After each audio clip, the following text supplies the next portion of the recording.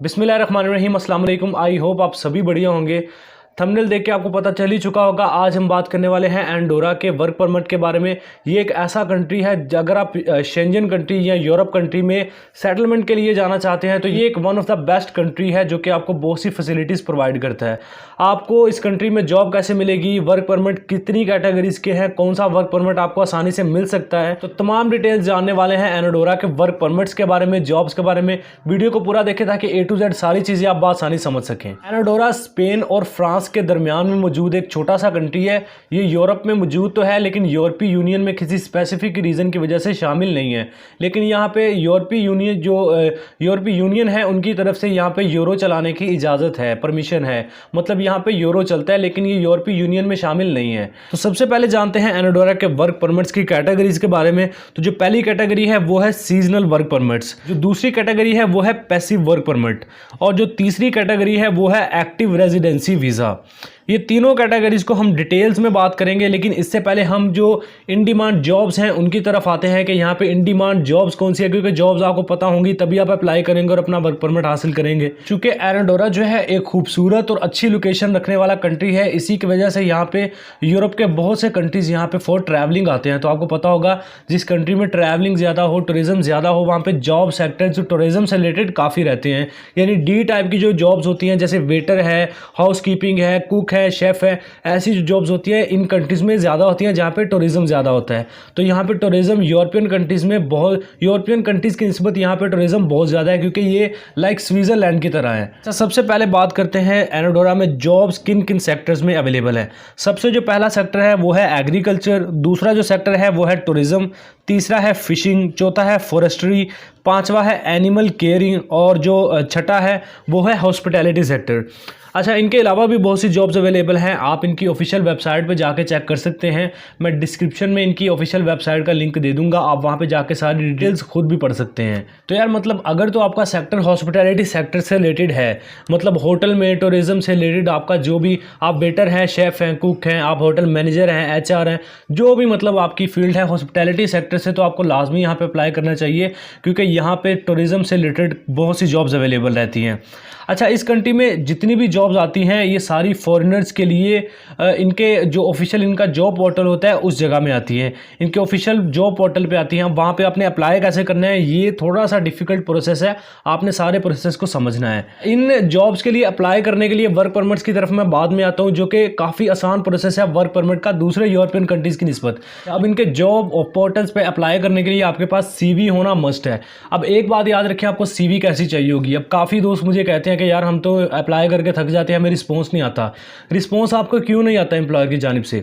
इसकी जो सबसे बड़ी रीज़न है, मैंने 2-3 अच्छे जो कंसल्टेंट्स हैं उनसे भी डिस्कस किया इस बारे में कि यार जब लोग ऑनलाइन अप्लाई करते हैं उनको रिप्लाई क्यों नहीं आता एम्प्लॉयर की जानिब से। सबसे जो बड़ी रीज़न होती है, आपने अक्सर देखा होगा कई लोग अपनी CV में, अपना जो रेज्यूमे होता है उसमें अपना लिख देते हैं मैं वेटर भी हूँ, मैं क्लीनर भी हूँ, मैं ड्राइवर भी हूँ, जो भी छोटे छोटे, मैं सिक्योरिटी गार्ड हूँ, मैं ये भी काम कर लेता हूँ, वो भी। तो ऐसे एम्प्लॉयर को लगता है कि यार ये बंदा हमें गेम सुना रहा है, मतलब इतनी फील्ड्स आती हैं तो ये अपने कंट्री में क्यों नहीं सेटल हो रहा है, ये हमारे कंट्री में क्यों आना चाह रहा है। तो आप जिस जॉब में अप्लाई कर रहे हैं, मतलब आप फॉर वेटर अप्लाई कर रहे हैं, तो आप उसमें सिर्फ वेटर का ही एक्सपीरियंस डालें। आप ये ना करें कि उसमें ड्राइवर भी ऐड कर दिया, सिक्योरिटी भी ऐड कर दी, क्लीनर भी ऐड कर दिया, उसमें सारा कुछ ही ऐड कर दिया, कुक भी ऐड। तो जिस सेक्टर में आप अप्लाई करना चाह रहे हैं सिर्फ उसी सेक्टर को टारगेट करें। वेटर कर रहे हैं उसमें वेटर मेंशन करें, उससे रिलेटेड अपना एक्सपीरियंस लिखें। आप क्लीनर हैं उससे रिलेटेड अपना, हर फॉर्मेट में अलग अलग CV बनाएं। मतलब वेटर के लिए अलग बना ले, ड्राइवर के लिए अलग बना ले, क्लीनर के लिए अलग बना ले। तो ये सारी चीज़ें आपकी CV अलग अलग बना लें, और बाद में अलग अलग ही इनसे रिलेटेड जितनी भी जॉब्स आप सर्च करें उनमें अप्लाई कर दें अलग अलग ही। मतलब यार ऐसा ना किया करें एक ही CV में सारा कुछ ऐड करके आप अप्लाई कर रहे हैं, ऐसे आपको रिस्पॉन्स 100% नहीं आने वाला। तो आपने एक CV बना लेनी है यहाँ पे अप्लाई करने के लिए, एंडोरा में अप्लाई करने के लिए आपने एक CV बना लेनी है। मतलब वेटर से रिलेटेड अलग CV बना लें, क्लीनर से रिलेटेड अलग CV बना लें। ऐसे आपके पास कई डिफरेंट हॉस्पिटैलिटी सेक्टर से रिलेटेड, टूरिज्म से रिलेटेड आपके पास CV होनी चाहिए। अच्छा, उसके बाद आपने क्या करना है, आपने इनके जॉब्स पोर्टल्स पे जाना है। उससे पहले सबसे पहले वर्क परमिट्स आप जान लें, आपको वर्क परमिट्स का नॉलेज होना चाहिए। यहाँ पे मैंने आपको बताया 3 किस्म के वर्क परमिट दिए जाते हैं। जो पहला है वो है सीजनल वर्क वीज़ा, या फिर आप इसको टेम्परेरी वर्क वीज़ा भी कह सकते हैं। ये आपको 3 महीने के लिए भी मिलता है, 6 महीने के लिए भी मिलता है और ज़्यादा से ज़्यादा आपको 9 महीने के लिए भी मिलता है। ये 9 महीने से ज़्यादा आपको वर्क परमिट ये इशू नहीं किया जाता, सीजनल वर्क वीज़ा। ये ज़्यादातर आपको मिलता है एग्रीकल्चर सेक्टर में, एनिमल्स केयरिंग के लिए, मतलब जानवरों की देखभाल करना, पोल्ट्री फार्म्स पे, ऐसे जितने भी जो सीजनल जॉब्स होती हैं जो कि टेम्परेरी होती हैं उनके लिए ये वर्क परमिट दिया जाता है। तो अगर आप इसमें अप्लाई करना चाहते हैं तो आप अपनी CV उस हिसाब से बनाएं। इसी तरह जो दूसरा वर्क परमिट होता है वो होता है पैसिव वर्क परमिट।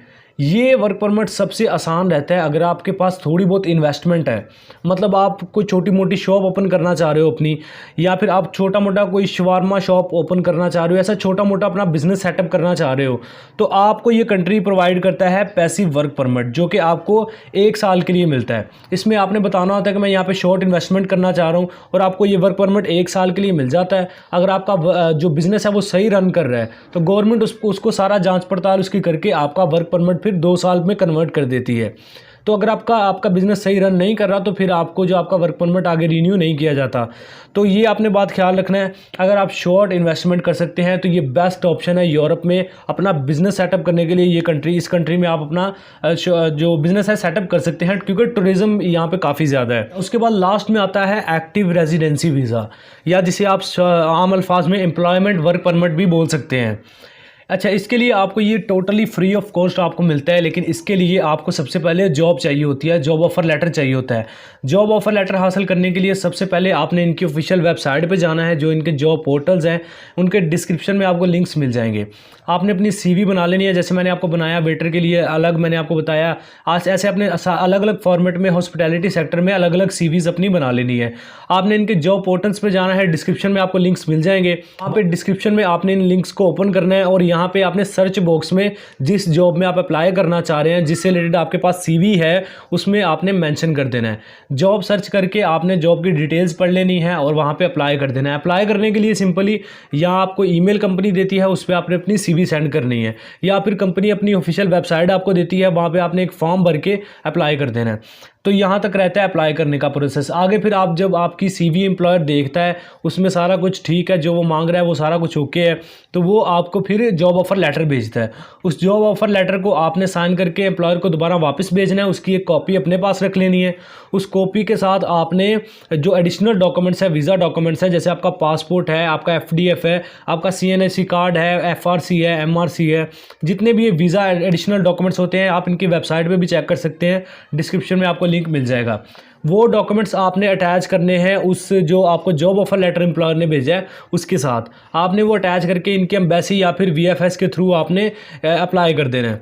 तो सिंपली यहाँ तक आपका प्रोसेस रहता है। फिर आपको ये टाइम दे देती है एम्बेसी के, इतने टाइम के बाद आप अपना जो वर्क वीज़ा है वो आपका इश्यू हो जाएगा रहता है। लेकिन करंट सिचुएशन में यहाँ पे जो जॉब्स अवेलेबल हैं, जो इन डिमांड हैं, वो स्क्रीन पे भी चल रही हैं, वो इसी चीज़ से रिलेटेड है, हॉस्पिटैलिटी से रिलेटेड ही।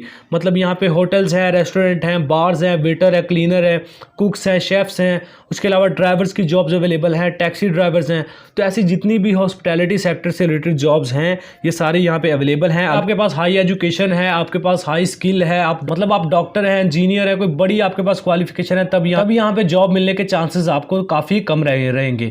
तो ये ज़्यादातर यहाँ पे D टाइप कैटेगरीज की जॉब्स अवेलेबल है जो कि हॉस्पिटैलिटी सेक्टर में है। वो तमाम डिटेल्स आपको समझ आ चुकी होंगी। अगर एंडोरा से रिलेटेड आपके जहन में कोई भी क्वेरीज है तो आप कमेंट सेक्शन में मुझे बता सकते हैं। इसके अलावा वीडियो में कुछ भी अच्छा लगा हो, थोड़ी सी भी इन्फॉर्मेटिव लगी हो तो लाइक कीजिएगा। चैनल सब्सक्राइब नहीं किया, एवरी वीज़ा यूट्यूब चैनल को सब्सक्राइब कर लें, क्योंकि आपको इस चैनल पे यूरोप एशिया के कंट्री से रिलेटेड इन्फॉर्मेशन और जॉब्स मिलती रहती हैं। साथ में बेल आइकन को प्रेस करना ना भूलें ताकि नई आने वाली इन्फॉर्मेशन और जॉब आप मिस ना कर पाएं।